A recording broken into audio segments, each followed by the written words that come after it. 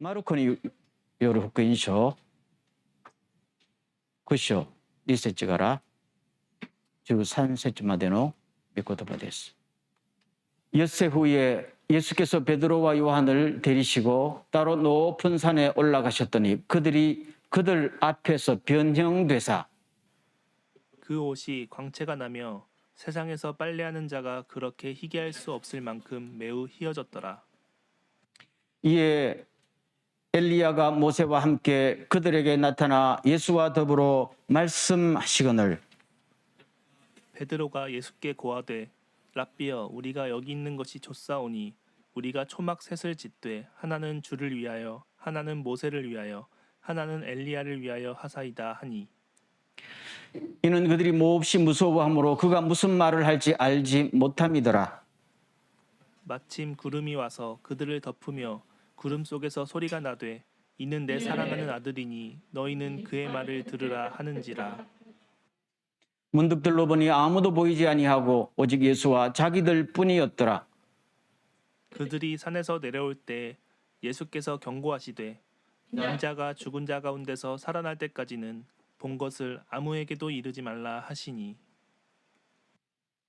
그들이 이 말씀을 마음에 두며 서로 문의하되 죽은 자 가운데서 살아나는 것이 무엇일까 하고 이에 예수께 묻자와 이르되 어찌하여 서기관들이 엘리야가 먼저 와야 하리라 하나이까. 이르시되 엘리야가 과연 먼저 와서 모든 것을 회복하거니와 어찌 인자에 대하여 기록하기를 많은 고난을 받고 멸시를 당하리라 하였느냐. 그러나 내가 너희에게 말하노니 엘리야가 왔을 때 기록된 바와 같이 사람들이 함부로 대우하였느니라 하시니라. 아멘. 우리 앞뒤 좌우로 인사하겠습니다. 보고 싶었습니다. 별로 웃지도 않고 이렇게 말하니까 좀 웃으면서 이야기해. 정말 보고 싶었습니다.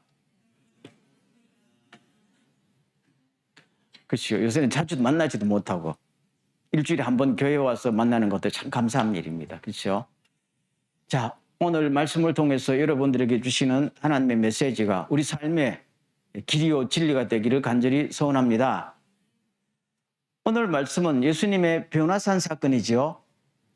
예수님의 제자 중에 베드로, 야고보, 요한 3명만 데리고 높은 산에 올라가셨는데 예수님이 어떻게 됐어요? 변화되었다. 얼굴도 막 빛이 나고 옷도 빛이 나고 이 세상에서 있는 광경이 아니었단 말입니다. 그야말로 하늘에서만 볼 수 있는 놀라운 그 영광을 보게 되었던 것이죠. 그리고 누가 나타났어요? 모세와 엘리야. 모세와 엘리야는 구약 성경의 대표 주제 아닙니까? 하나는 율법의 대표, 하나는 선지자의 대표. 그들이 나타나서 예수님과 더불어 영광 중에 막 이야기를 하고 있었다고요. 무슨 이야기를 했을까요? 오늘은 안 나타나지만은 마가복음 말고 누가복음에 보면은 예수님의 죽음에 관해서 이야기했다라고 했어요. 왜냐하면은요, 모든 구약 성경이 누구에게 와서 해결됩니까? 예수님의 십자가. 모든 구약의 예언과 의미는 누구에게서 예수님의 십자가 부활이 없으면 아무런 답이 없는 것이죠. 이것을 보여주는 것입니다. 그런데 제자들은 그 이야기를 들으면서도 보지 못하고 그냥 너무 영광스럽고 유대 역사상 전설의 인물들 모세와 엘리야가 다 끝났더니 막 그냥 쇼크를 받는 거예요. 아니 우리 선생님 갈릴리 출신 촌사람이 어떻게 저렇게 위대한 사람들하고 아니 같은 자리에 앉았냐 쇼크를 받았지. 그래서 베드로가 당황을 해가지고 와 여기가 좋습니다. 말하면서도 자기가 하는 말이 뭔지도 몰랐다잖아요. 그랬더니 구름 속에서 하나님의 음성이 탁 나타나서 너희는 예수의 말만 들으라. 예수가 나의 아들이고 내가 예수를 사랑한다. 무슨 뜻이에요? 정신 차려라. 딴 데 정신 팔리지 말고 너희들을 영원히 구원하고 너희들에게 영광을 주고 너희들에게 생명을 주실 분은 누구밖에 없다? 예수 그리스도. 너희들에게 보기는 갈릴리 출신이고 너희들의 보기는 십자가에 죽어서 창피하게 보일지 모르지만 예수야말로 여러분들의 유일한 생명의 길이고 부활의 길이다라는 것을 보여줍니다. 그렇게 음성을 들었어도 이분들이 몰라서요. 오늘 본문에 나오지요. 도대체 사람이 죽은 데서 살아난다는 게 무슨 뜻이냐? 몰랐다는 말입니다. 왜요? 한 번도 죽었다가 살아나는 것을 본 적이 없고 자기들의 상식으로는 불가능하잖아요. 예수님께서 아무리 내가 죽고 사흘 만에 살아날 것이다 해도 이게 무슨 소린가? 죽는 것만 그냥 정신이 팔려가 죽으면 우리는 어떻게 할까 했지. 그 다음 말은 귀에 안 들어왔다는 이야기입니다. 그러니까 예수님께서 오늘 본 것은 내가 부활할 때까지는 입 다물어라. 왜요? 입 벌려도 일파만파 아무도 이해하지 못할 테니까요. 그러면 쓸데없는 논란만 생기잖아요. 오늘 입 다물어라. 그 입 다물 것을 왜 보여줬어요? 너희들은 알아야 된다는 겁니다. 너희들은 내 핵심 제자들이니까 너희들이 알아서 나중에 깨달을 때에 이 복음을 전파하라는 겁니다. 정확한 말씀입니다. 자, 보십시오. 지난 시간에 예수님이 십자가 이야기했죠. 예수님께서 내가 이번에 예루살렘에 가면은 고난을 받고 십자가에 죽는다 하니까 베드로가 쇼크를 받았죠. 안 됩니다. 당신이 죽으면 우리는 3년 동안 헛살한 거 아니에요. 했지요? 그러니까 예수님께서 아니다. 나만 죽는 게 아니라 너희들도 똑같이 십자가 지고 죽어야 된다 했죠. 쇼크를 받았다. 아니 우리가 출세하려고 예수를 따랐는데 돌아오는 거는 선생도 죽고 우리도 십자가 져야 된다고 싫다는 겁니다. 싫다. 거부한 거잖아요. 충격이었죠. 충격. 그로부터 며칠이 지났어요. 오늘 보세요. 6일 후에 2절 말씀 보세요. 엿새 후에 6일 동안 베드로와 제자들이 어떻게 살았을 것 같아요? 잠을 잤을까요?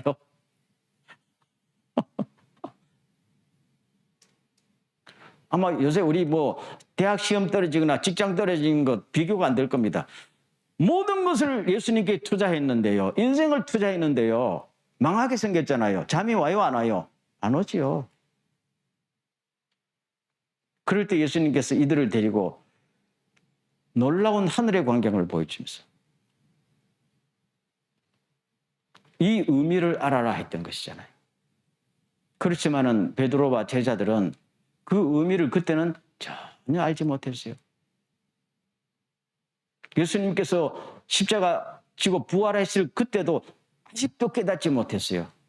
나중에 오순절 성령 받고 자기들의 사역이 진행되면서 자기들이 스스로 예수처럼 십자가를 지고 복음을 전할 때 이렇구나 그때 조금씩 깨달아가기 시작합니다.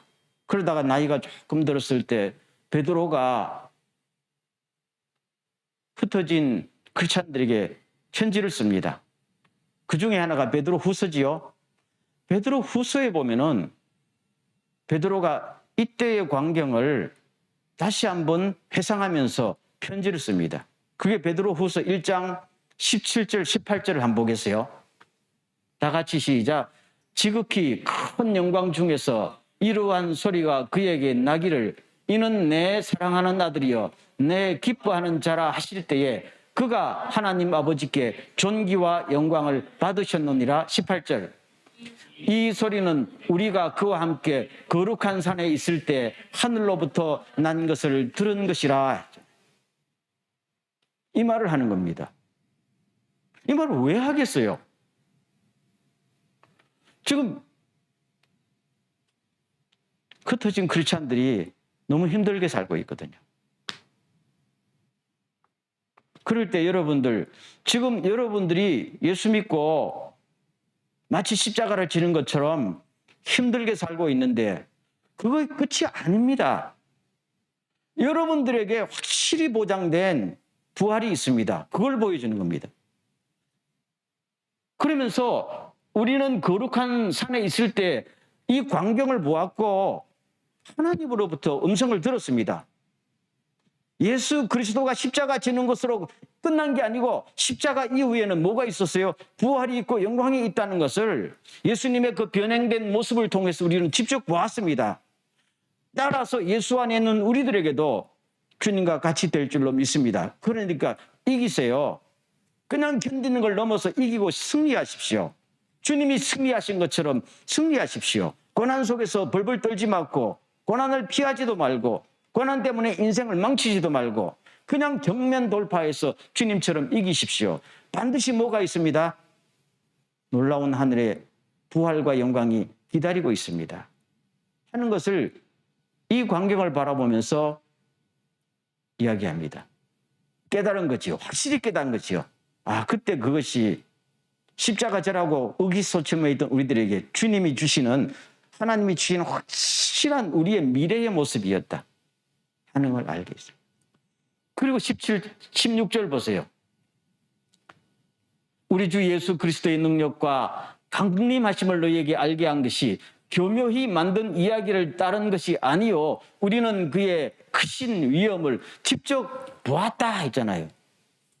그냥 예수님이 부활하셔서 하늘의 영광을 차지했다 그 정도가 아니고, 그 주님이 어떻게 하신다? 다시 오십니다.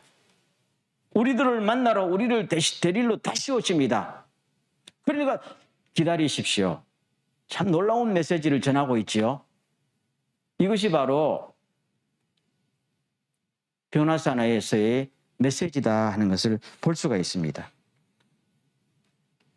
그러면서 오늘 읽지는 않았으면 요 앞서 가면은 1장 10절에서 무슨 기질이 나오는가 하면은, 그러므로 형제 자매 여러분 더욱더 힘써서 여러분이 부르심을 받은 것과 택하심을 받은 것을 굳게 하십시오. 그러면 여러분은 넘어지지 않을 것입니다. 또한 여러분은 우리의 주님이시며 구주이신 예수 그리스도의 영원한 나라에 들어갈 자격을 충분히 갖출 것입니다. 지금 사는 것이 힘들고 박해받지만은, 그러나 이 부활의 영광을 바라보면서 신앙을 굳게 잡으십시오. 흔들리지 말거나 의심하지 마십시오. 굳세게 하십시오. 오히려 고난 중에서 더 굳세게 하십시오. 그렇게 되면은 나중에 하나님의 나라의 영광의 자리에 넉넉하게 들어갑니다. 부끄럽지 않게 주님을 만날 수 있습니다. 지금이 찬스입니다.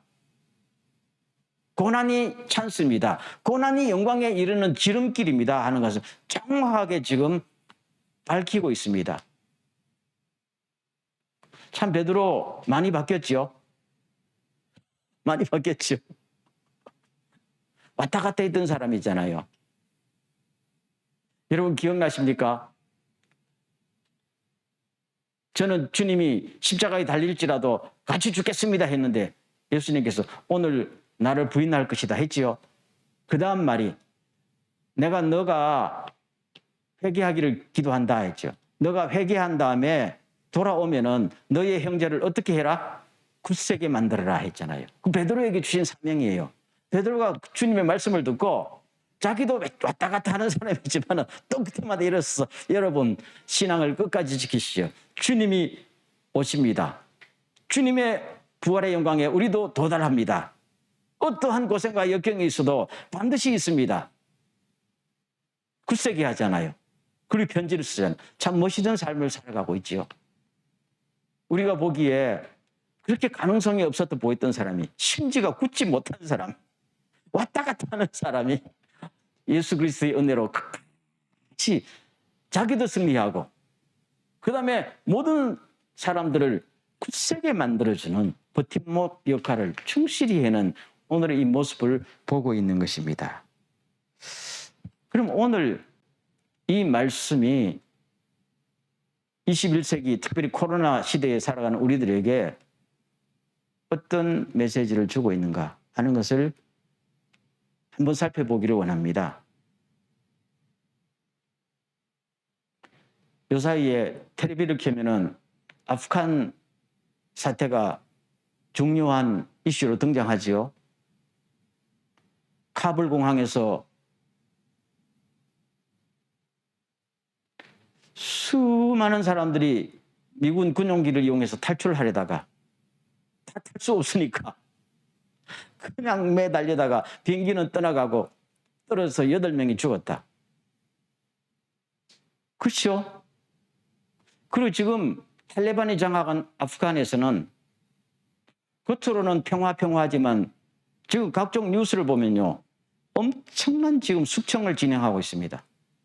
제1대상자가 크리스찬이고 미국과 협조한 사람들이고 탈출하라는 모든 통로를 다 막고 공항도 보기만 남겨두고 다 봉쇄했기 때문에 사람들이 공항에 나와서 비행기를 타지를 못해요.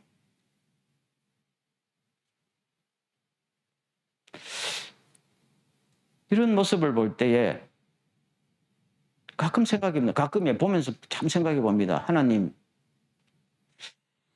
저 사람들, 저 인생이 뭡니까? 라면서. 그렇죠? 이거 뭡니까? 우리 인생이란 게 뭡니까? 요사이 장애인 올림픽 하지요? 팔다리가 하나씩, 어떤 사람 두 다리도 없는 사람들이 막 달리기도 하고 수영도 하고 늘비뛰기도 하는 거 보면서 대단하다, 대단하다 하는 생각이 들어요. 동시에 저 사람들은 뭘 하려고 저렇게 파득파득거리면서 열심히 살까 하는 생각도 동시에 듭니다. 그렇죠?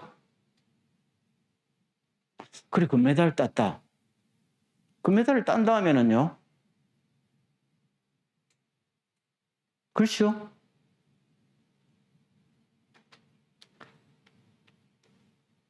우리 인생이란 게 참 사는 것이 쉽지 않지요.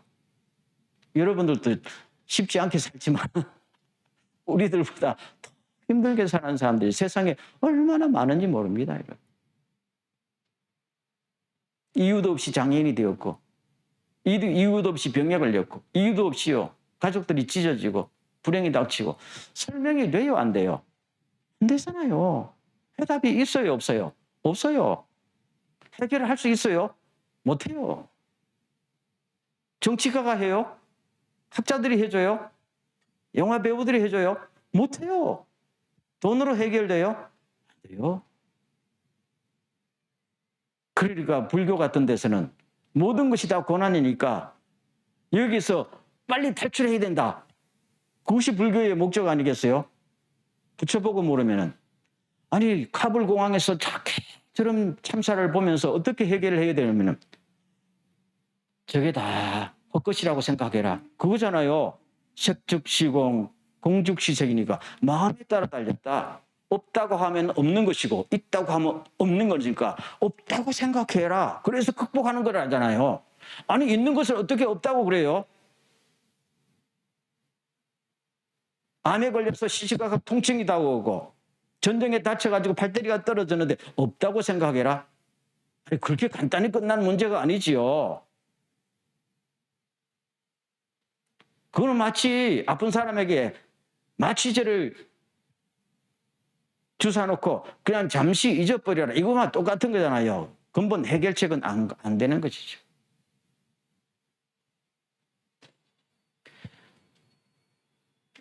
사르트르라는 사람이 있어요. 여러분 아마 잘 모를 거 있어요. 조금 1905년도에 태어나서 1980년도에 죽었으니까. 이 사람이 프랑스에서는 최고 유명했던 철학자요, 작가요. 뭐 프랑스의 지성인 중에 지성인이죠. 이 사람이 죽었을 때 이 사람의 장례 형렬에 참여한 사람만도 5만 명이니까 전 세계에서 사르트르가 죽었다고 대서특필했잖아요. 대통령부터 시작해서 전부 조화를 보내고 영웅이죠. 그렇죠?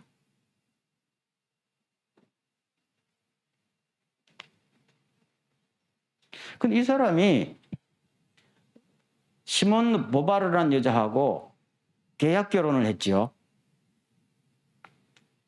아마 그 개념이 그 당시에는 생소했던 겁니다. 20세기 초엽에 계약 결혼을 하다니요. 그러니까 우리가 계약하는데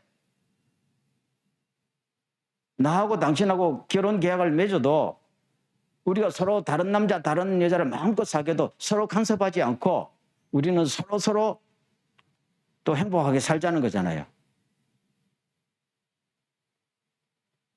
사르트르는 프랑스에서 대학 교수 시험에 수석으로 합격했고 보바르는 차석으로 합격했는데 눈이 맞아가지고 그렇게 사랑을 했었어요. 평생 주장한 게 뭐냐면은 모든 인간의 굴레를 다 벗어버리고 자유롭게 인간이 주체가 되어서 멋있게 살아보자는 거 아니에요. 그리고 자식도 안 낳고 그냥 자기가 원하는 만큼 살아보자고 했던 것입니다. 모든 사람들이 이걸 보면서 야, 인간의 해방이다 했잖아요. 그렇죠? 머리도 비상하고 돈도 많았고 유명세가 있으니까 가능했댔어요. 왜 이렇게 부르짖는가 하면요. 사는 게 너무 구질구질한 게 싫었다는 겁니다. 아프고 병들고 찢고 뽑고. 아니 사람이 이렇게 살아야 되냐. 누구는 전쟁으로 죽고.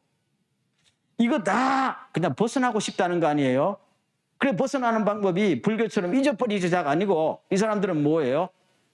막 나가서 마음껏 인간답게 안 살아보자 했는데 이 사람이 75세가 되어서 폐에 물이 생겨서 병원에 입원해서 의사가 말했어요. 선생님 안타깝지만은 앞으로 한 달 정도밖에 안 남은 것 같으네요 하니까 이 사람이 그때부터 미치기 시작합니다. 그래 괴성을 지르면서 그 문병원 사람들에게 물건도 집어던지고 고래고래 과함 지르면서 왜요? 죽음의 공포가 시시각각 다가오니까 견디지 못한 것입니다. 이렇게 바뀔 줄 누가 알았겠어요? 죽기 한 달 전부터 죽음을 본 겁니다. 죽음을 본 겁니다. 미친 거죠. 그래서 병원 측과 그 친지들이 면회 금지했어요. 왜 면회 금지했어요? 명성에 어울리지 않으니까. 그렇지만 발 없는 소문이 천리를 간다고 아는 사람이 다 알려진 거 아니겠어요? 그래서 신문에서 한편에는 위대하다고 말했지만 또 한편에서 뭡니까? 그 위대하던 지성민의 마지막이 저렇게 광란에 가까울 정도로 비참한가? 그 어떤 사람이 이 기사를 보면서 그 신문에 기고를 했어요. 위대한 지성인 사르트르 마지막이 왜 그렇게 비참했던가? 그 이유는 사르트르에게는 돌아갈 고향이 없었기 때문이다. 라고 딱 한마디로 썼어요. 5만 명이나 넘는 사람이 당신의 인생 멋있게 살았다고 잘 가라고 바이바이 했는데 본인은 갈 데가 없었던 것이죠. 불안하기 그지 없잖아요. 그렇죠?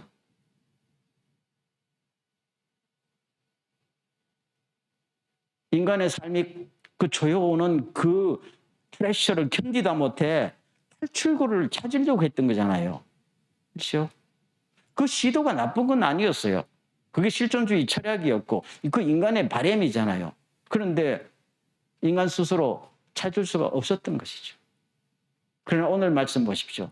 베드로 보십시오. 처음에는 주님께서 너도 십자가 지고 십자가 지는 삶을 살아야 할 때 아니요.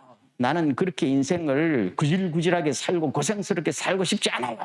했던 사람이 나중에 변화산에 주님의 영광의 모습을 보면서 아, 주님 역시 십자가로 끝나는 것이 아니라 십자가 뒤에는 부활과 영광이 있군요.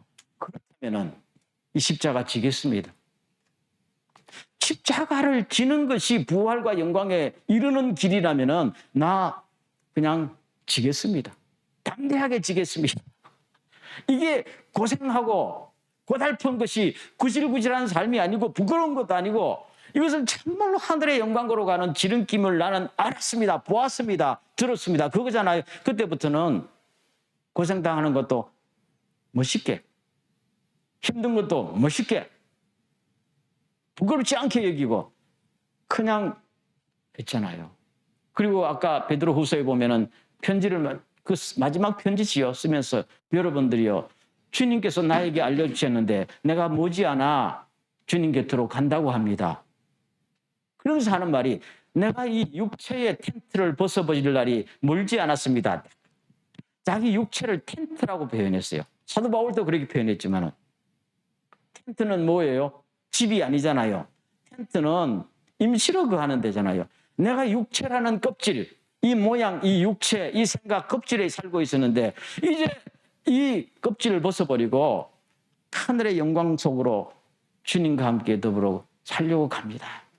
하면서 가기 싫은 게 아니라 너무너무 행복하다는 겁니다. 그러면서 여러분들도 끝까지 믿음 지켜서 주님과 함께 그 자리에 오십시오. 마지막 부탁입니다. 아멘. 멋있지요? 베드로는 지성인도 아니고 베드로가 죽을 때 5만 명의 관객이 온 것도 아니에요. 아무도 없이 죽었는데 그 무식한 어부 출신이 죽을 때는 너무 당당하게 감사하게 다르잖아요. 사도 바울도 그랬잖아요. 이제 후로는 나에게 면류관이 기다리고 있습니다. 내 인생 너무너무 잘 살았습니다. 그래서 면류관을 하나님이 주실 것입니다. 하늘의 놀라운 영광에 나는 반드시 참여할 것이고 나만 갈 것이 아니라 나와 함께 일했던 모든 사람들이 주님의 앞에 설 것입니다. 마지막 편지 아니에요. 멋있잖아요. 그렇죠? 참 놀라운 모습을 볼 수 있는 것입니다. 여러분, 성경은 아주 심플하게 말합니다. 우리가 갖고 있는 고난이요, 그냥 고난으로만 끝난다면은 이거는 쓸데없는 고난이죠. 그러나 우리가 당하는 고난이 천국의 영광으로 가는 통로가 된다면은 이것은 없어서는 안 되는 고난이죠. 아멘. 그러면 여기서 우리 크리스찬들의 과제가 뭘까요? 숙제가 뭘까요? 뭐일 것 같아요? 제가 지금 무슨 말을 하고 싶을까요? 저하고 여러분 하루 이틀 같이 산 것도 아닌데 좀 알기를 바랍니다. 내가 지금 무슨 말을 하고 싶은 거예요? 아니, 성경이 무슨 말을 하고 있는 것 같아요?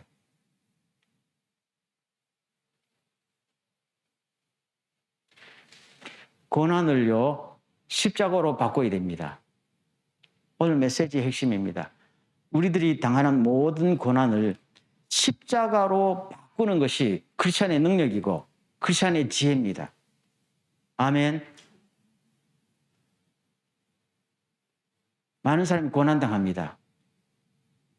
고난이요, 십자가를 통한 하늘의 영광과 연결되지 않는 고난은 의미가 있어요, 없어요? 없잖아요. 고생만 했네. 나 정말 고생 많이 했어. 그랬어요. 나 정말 고생 많이 했지만은 하늘의 영광이 기다리고 있습니다. 그때 그 고난이 의미가 있는 거잖아요. 그럼 우리가 당하는 고난은 그냥 고난이 아니고 십자가가 되는 것이죠. 여러분, 십자가는 하늘의 영광으로 가는 지름길이라는 것이죠. 그래서 우리가 당하는 모든 고난을 이걸 십자가로 바꿀 수 있는 것이 크리스찬의 능력입니다. 아멘. 많은 크리스찬들이 있지만은요, 그 중에는 자기가 당한 고난을 십자가로 바꿀 수 있는 사람도 있고, 그 중에는 바꿀 수 없는 사람도 있어요. 똑같은 신앙을 갖고 있지만은 저는 여러분들이요, 모든 고난을 십자가로 바꿀 수 있기를 주의 이름으로 축원합니다. 오늘 설교를 들으면서요. 도대체 이게 무슨 뜻이냐? 십자가로 바꾼다는 게 무슨 뜻이냐? 옛날 독일에서 나치가 온 독일을 점령했잖아요. 지금 탈레반처럼. 어떤 자매가 있었는데요. 크리스찬이었어요. 근데 유대인들을 막 박해하니까 측은지심에서 유대인들 몇몇을 자기 집에 숨겨줬어요. 이게 발각이 된 거야. 그래서 유대인들만 가는 수용소에 유대인도 아닌 크리스찬이 범죄자로 끌려가게 된 겁니다. 가서 그야말로 뭐 인간 이하의 대접을 받았죠. 그 포로 수용소에 그 수용소에 있는데요. 그냥 나치의 전략이라는 게 인간성을 마비시키는 환경과 인간관계를 해서 스스로 무너지게 만드는 것이 나치의 만행이었어요. 잠자리와 화장실을 늘 같이 해놓고 그냥 침상 옆에서 오물 냄새가 늘 맡고 온 옷에 오물이 붙어도 목욕도 못하게 하고, 그러니까 이게 뭐 사람이 사는 것도 아니고 빈대가 막 탁실탁실 떡실거리고. 그럴 때 언니가 말했어요. 우리가 신앙을 갖고 있는데 이 환경 속에서 주님이 나에게 주신 의미를 우리가 깨닫지 못한다면 이 고생은 헛고생이다. 그리고 동생 보고 말했어요. 이 빈대가 떡실거리는 것도 하나님의 뜻으로 알고 감사하자. 이렇게 말했어요. 그리고 동생이 생각에 말도 안 되는 소리 하지 마라. 아니 뭐 빈대를 감사해? 빈대 때문에 기어와 죽겠는데 아니 빈대를 감사한다니 언니가 이상하다. 예수를 믿어도 저렇게 믿으면 안 되겠지. 라고 생각했단 말이에요. 그런데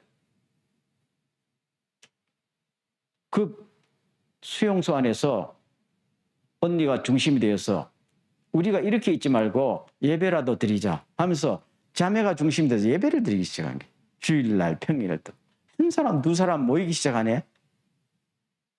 그리고 수십 명이 모여서 예배를 드리는 거야. 그런데 이상하게도 그 나치의 경비병들이 예배를 제지하지 않아요.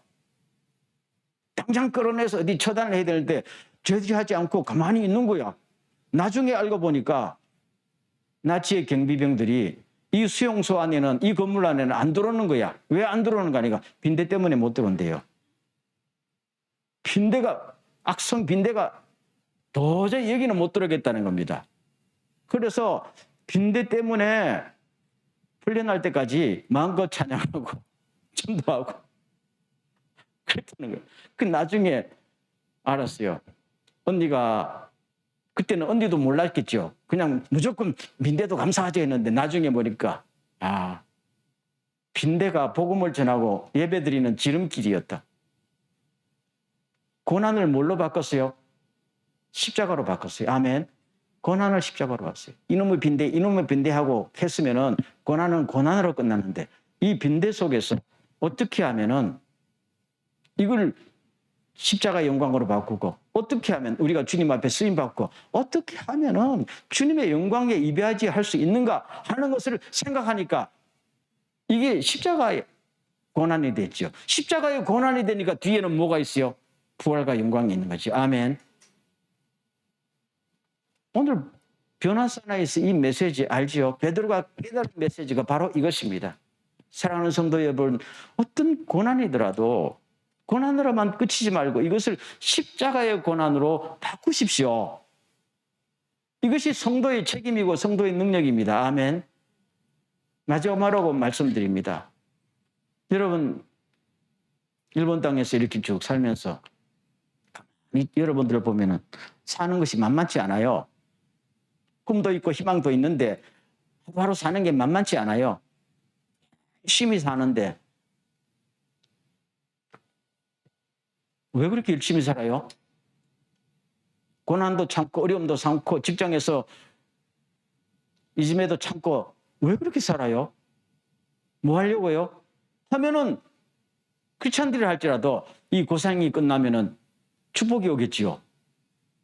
라고 생각하는데 아닙니다. 그렇게 생각하면은 안 돼요. 그러면 어떻게 해요? 하나님께서 이 고생을 끝내게 해줄 때까지는 나는 계속 참고 할 거 아니에요? 그건 아니지요. 오늘 메시지는 그건 아니에요. 여러분들이 이제까지 교회 안에서 목사님들 설교할 때마다 고진감래라는 한국의 사자성어를 근간으로 해서 여러분 지금 고생당하지만 나중에 하나님이 권고하시면 여러분 다 잘 될 겁니다. No way. 아닙니다. 그럴 수도 있어요. 물론 십자가의 뒤에는 영광이 있어요. 그러나 오늘 이 말씀은 그게 아닙니다. 여러분들이 지금 당하는 어려움을 그냥 나중에 영광으로 바뀔 것이다 생각하면 아니에요. 지금 당하는 어려움이 뭘로 바꿔야 된다고요? 십자가의 고난으로 지금 바꾸세요. 아멘.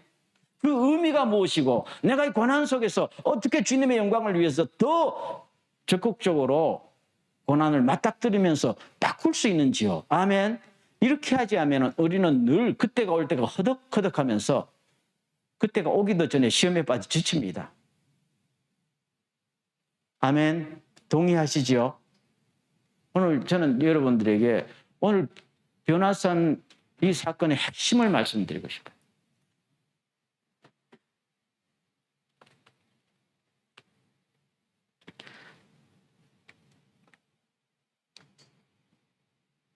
현재 우리가 겪는 고난은 장차 우리에게 나타날 영광과 견주면 아무것도 아니라고 생각합니다.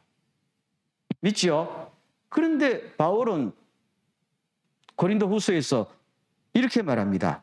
우리가 잠시 받는 가벼운 고난은 그 무엇과도 비교할 수 없는 크고 엄청난 영광을 우리에게 가져다주는 수단이 됩니다. 아멘. 사도 바울이나 베드로나 정확하게 십자가의 정신으로 일하지요. 십자가의 핵심 메시지를 깨달았기 때문입니다. 그래서 여러분들도 오늘 제 이 설교 이후에 주여 내 앞에 당하는 어떠한 고난도 십자가의 고난으로 바꿀 수 있도록 저에게 기회를 주시고 능력을 주십시오. 그러면은 어느 곳에 있든지 간에 우리는 대처할 수 있습니다. 어느 곳에 있든지 간에 오히려 의미를 발견하고 오히려 그 환경 속에서 가장 인생을 꽃피울 수가 있다. 믿습니까? 이런 은혜가 여러분의 일생에 함께하기를 간절히 소원합니다.